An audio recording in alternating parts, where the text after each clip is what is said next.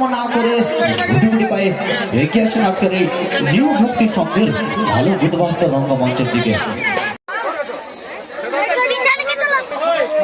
আর গ্রামবাসীদের উদ্দেশ্যে জানাই আপনারা সবাই মিলে সহযোগে